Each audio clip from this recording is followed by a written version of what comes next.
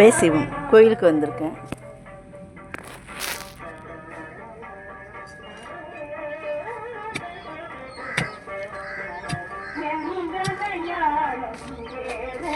வேலி கட்டுற செடிக்கு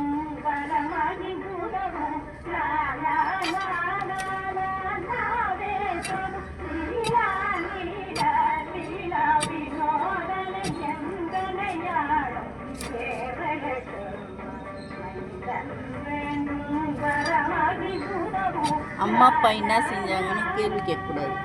அதே மாதிரி நாடு என்ன செஞ்சதுன்னு கேள்வி கேட்கக்கூடாது. அதே மாதிரி இறைவன் என்ன செஞ்சாருன்னு கேள்வி கேட்கக்கூடாது. அதே மாதிரி மனைவி என்ன செஞ்சதுன்னு கேள்வி கேட்கக்கூடாது. ஏன்னா அவங்களாம் 4 துருவங்கள் மாதிரி. 4 துருவம் இல்லைன்னா நம்ம இல்லை. அது மாதிரி தான் இது மாதிரி கேள்விகள் கேட்காத நம்ம உணர்வோடு செய்கிறவங்க இந்த 4 பேர். யார்? இந்த 4 பேர் நம்ம உணர்வோடு செய்யணும்.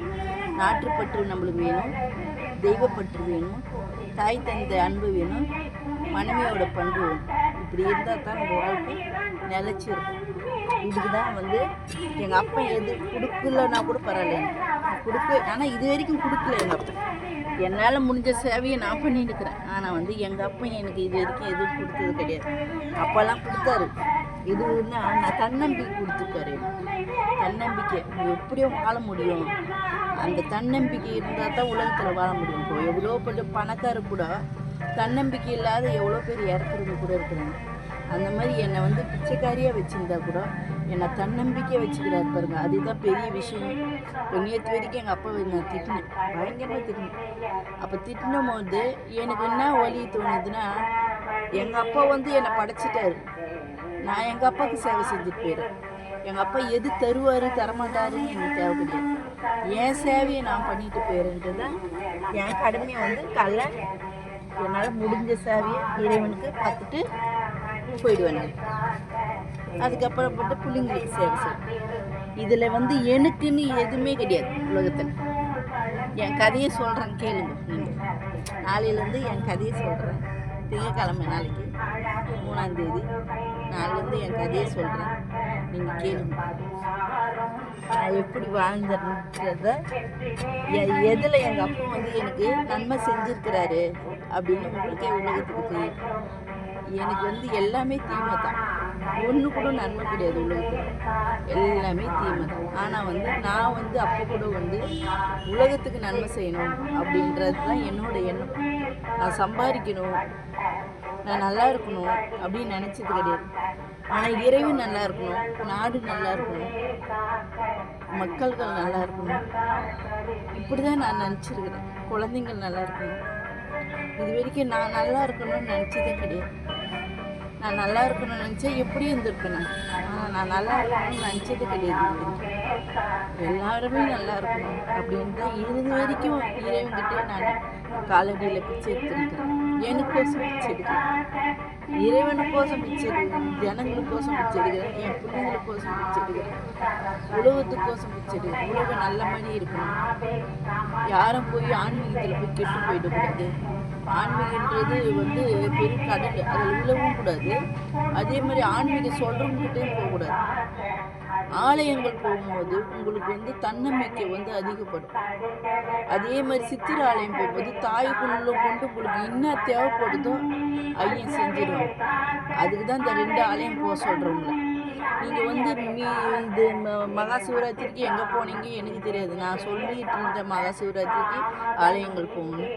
ஆனால் நான் சொல்கிறதெல்லாம் எடுபடாதுன்னு எனக்கு தெரியும். இருந்தாலும் இறைவனை சொல்லி வைக்க சொல்கிறாரு, சொல்லிட்டேன். நான் டெய்லியும் சொல்லிட்டேன். மகா சிவராத்திரிக்கு எங்கேயும் போகாதீங்க, இறைவன் ஆலயம் போகும், நன்மை செய்வார் அப்படின்னு சொன்னேன். அவங்க எங்கே போனாங்களோ, ஜனங்கள் எங்கே இது பண்ணாங்களோ, இல்லை திரும்ப முள்ளு செடியை வளர்த்து விட்டாங்களோ, அது எனக்கு தெரியாது. ஆனால் இறைவன் சொன்னதை நான் சொல்லிட்டேன் உலகத்துக்கு. இதுதான் விளக்கம். இறைவன் என்ன சொன்னாரோ அதை நான் சொல்லிட்டேன். அதுக்கு மேலே அதான் சொல்லுவாங்களாம், தாய் சொல்ல வேண்டியதை சொல்லியாச்சு. அதுக்கு மேலே புள்ள தெரியாத தப்பு பண்ணிச்சுன்னா புள்ளியோட தப்பு. அது தாய் அப்பா சொல்கிறது நான் சொல்லிட்டேன். அது இப்போ புள்ள போய் தெரியாத மட்டும் தப்பு செய்யும். தெரியாத போய் தப்பு செய்யறதுக்கு அது தாயோட குறிப்பு கிடையாது.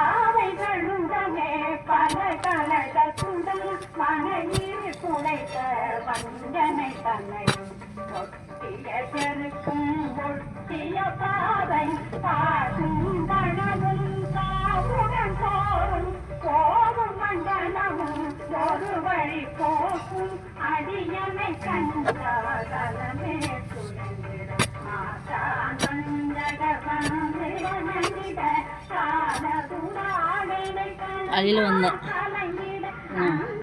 ஒரு 5:30 மணிக்கா வந்தேன். என்னால் முடிஞ்ச சேவை எங்கள் அப்பனுக்கு செஞ்சுட்டு போயிடணும் அப்படின்னு உக்காந்துட்டேன். இன்னைக்கு உக்காந்துட்டு வேலைக்கு ரெடி பண்ணிட்டு தான் போகணும், நல்லா ஆசையாக இருக்குது அப்படின்னு இங்கே உக்காந்தாச்சு. உக்காந்துன்னு இறைவனுக்கு முடிஞ்ச அளவுக்கு சேவைகள் பண்ணு.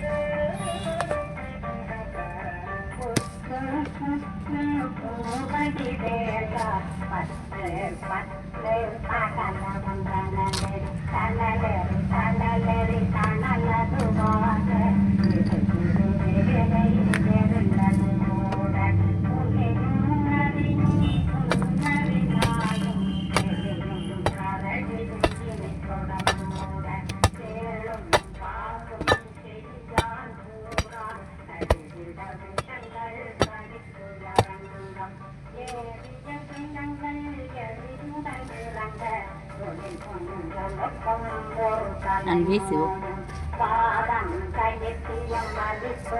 இறைவன் ஆலயம் செல்லுங்கள், சித்தர் ஆலயம் செல்லுங்கள், அன்புடன் இருங்க, பண்பு வளர்த்துங்க. தாய் தந்தை என்னைக்கும் கூட இருக்க மாட்டாங்க, அப்பா அம்மாவும் கூட இருக்க மாட்டாங்க. உங்கள் தன்னம்பிக்கை ஒண்டி தான் கூட இருக்கும். அந்த தன்னம்பிக்கை மட்டும் வளர்த்திங்கன்னா இறைவன் பண்பு உங்கள் கூடயே வரும். தன்னம்பிக்கை தான் இறைவன் பண்பு. அதை நீங்கள் ஸ்ட்ராங்காக வச்சுக்கணும். ஸ்ட்ராங்காக வச்சுருந்தா நீங்கள் இலக்கு அடையலாம். ஏம்மா நீ இலக்கு அடையலைன்னா இன்னும் நேரம் வரல, நேரம் வரும்போது தான் அமைப்பு வரும். அதனால் அதுக்கு வரைக்கும் காற்று இருக்கணும். நம்ம காற்று இருக்கிறது தான் எது ஒன்றும் இன்பமாக இருக்கும். உடனடியாக கிடைக்கிற பொருள் நம்மக்கிட்ட உடனே அப்படியே பறி போயிடும். என்றைக்குமே காற்று இருந்து நம்ம உழைச்சி வாழ்கிற பொருள் நம்மளுக்கு நீடித்து நிற்கும். திடீர்னு வர்றது திடீர்னு போயிடும். இல்லை அப்படி இல்லைன்னா நீங்கள் அனுபவிக்கிறதுக்கு கூட நீங்கள் இருக்க மாட்டீங்க, திடீர்னு வர பொருளுக்கு. அதனால தான் அப்பா சொல்கிறாரு, உழைச்சி வாழணும், உயர்ந்து வாழணும் அப்படின்னு அப்பா சொல்கிறாரு. உங்களுக்கு நன்மையை சொல்லணுன்றதுனால இதை சொல்லின்னுக்கிறேன். நீங்கள் நன்மையுடன் இருக்கணும். எல்லாருமே இந்த வருஷ காலம் உழைக்கும், சாமியாருங்கிட்ட போகாதீங்க. உங்களுக்கு இறைவன் ஆலயத்தில் தான் இருக்கிறாரு. ஆலயத்தில் நீங்கள் போகும்போது உங்களுக்கு ஒரு தன்னம்பிக்கை வருது பாருங்க, அதுதான் உங்களுக்கு இறைவன் பண்பு. அதை வளர்த்துக்குங்க. நீங்கள் அங்கே போயிட்டீங்கன்னா அந்த உங்களை நீங்கள் அடுத்தவங்களை சார்ந்து வாழ்கிற மாதிரியே அவங்க எதனா ஒன்று பண்ணி விட்ருவாங்க. ஒருத்தவங்க சார்ந்து வாழ்ந்த மாதிரி ஒரு பயத்தன்மையை கொண்டு வந்துடுவாங்க. அப்போ கொண்டு வரும்போது நீங்கள் இதுக்கு பயப்படணும், அதுக்கு பயப்படணும், எல்லாத்துக்கும் பயந்து தான் வாழணும். உலகத்தில் பயம் இல்லாதவன் உலகத்தில் சாதனை புரியலாம், பயம் இருக்கிறவன் சாதனை புரிய முடியாது. இதுதான் விளக்கம். இதை நீங்கள் பயன்படுத்தின்னு நீங்கள் உலகத்தில் சாதனை புரியணுன்றத இறைவன் பண்போடு சொல்கிறேன்.